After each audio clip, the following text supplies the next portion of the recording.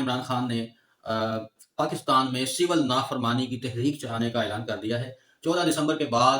عمران خان کی ہدایت کے مطابق جو عمران خان کے سپورٹرز ہیں اور ان کے جو پی ٹی آئی کے جو رہنما ہیں وہ باقاعدہ سول نافرمانی کی تحریک چلائیں گے۔ اب سول نافرمانی کی تحریک کیا ہے اور اس میں کیا ہوتا ہے یہ بھی میں آپ کو بتاؤں گا، اور اس کی جو کچھ مثالیں تاریخ میں ہمارے سامنے ہیں وہ بھی میں آپ کے سامنے پیش کروں گا، جو کہ آلریڈی اس طرح کی تحریکیں پہلے چلی ہیں اور ان کے کیا نتائج جو ہے ملے ہیں وہ سب میں آپ کو بتاتا ہوں۔ سول ڈس اوبیڈینس موومنٹ جو ہے وہ کیا ہے وہ میں آپ کو بتاتا ہوں کہ سول نافرمانی جو ہے اس میں کیا ہوتا ہے۔ سول نافرمانی کی جو تحریک ہے اس میں جو عوام کا ایک بڑا طبقہ ہے، عوام کا ایک بڑا جو گروہ ہوتا ہے کسی بھی ملک کا، کسی بھی ریاست کا، جو یہ سمجھتا ہے کہ جو حکومت ہے وہ ظالم حکمران ہیں اور حکومت جو ہے وہ جو جبر و فسطائیت کی حکومت ہے اور ظالم حکمران ہم پر مسلط ہو گئے ہیں۔ اس میں ہوتا کیا ہے، اس میں عوام جو ہے ہر طرح کے ٹیکسز سے جو ہے نا وہ پے کرنے سے انکار کر دیتے ہیں، چاہے وہ جی ایس ٹی ہو، جنرل سیلز ٹیکس ہو یا کوئی بھی ٹیکس ہو، یوٹیلیٹی بلز ہوں، ہر طرح کا ٹیکس جو ہے عوام حکومت کو پے کرنے سے انکاری ہوتی ہے اور عوام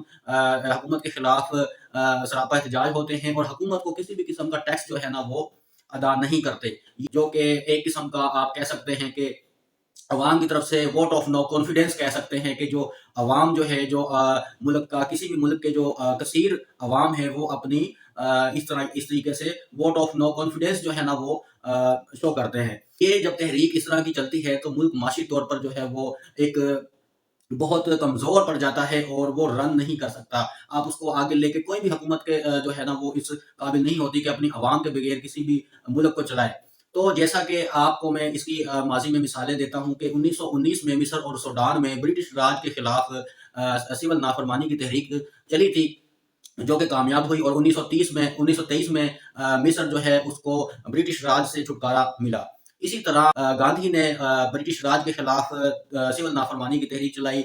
جو کہ آگے چل کے جو ہے آزادی کا سبب بنی، کہ جس کے پارٹیشن کے نتیجے میں جو ہے پاکستان اور انڈیا وجود میں آئے۔ اس کے علاوہ جو ہے اس کی کافی مثالیں ہیں۔ 1971 میں شیخ مجیب الرحمان نے ذوالفقار علی بھٹو کی حکومت کے خلاف سول نافرمانی کی تحریک چلائی تھی، تو جیسا کہ اس کے نتیجے میں کیا ہوا کہ بنگلہ دیش ایک الگ ملک بن گیا اور پاکستان 2 ٹکڑے ہو گیا۔ تو جب آپ عوام کی رائے ہے اس کو جب آپ نظر انداز کرتے ہیں تو اس کے جو نتائج ہیں وہ اس حد تک خطرناک ثابت ہو سکتے ہیں کہ آپ کا جو ملک ہے وہ 2 لخت ہو سکتا ہے۔ اس کی ہمارے ماضی میں کتنی مثالیں موجود ہیں۔ کوئی بھی ریاست جو ہے وہ جبر و ظلم کے ذریعے اپنی حکومت زیادہ دیر تک قائم نہیں رکھ سکتی، تو اسی طرح جو ہے اب پاکستان میں جیسے ہی عمران خان نے سول نافرمانی تحریک چلانے کی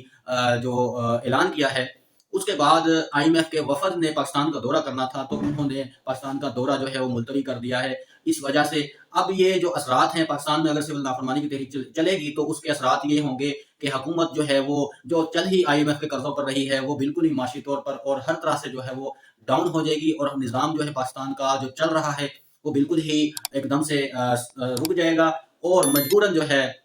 مجبوراً حکومت کو گھٹنے ٹیکنے پڑیں گے، اور یہ ملک جو ہے اس قابل نہیں ہے کہ اس کو مزید ٹکڑوں میں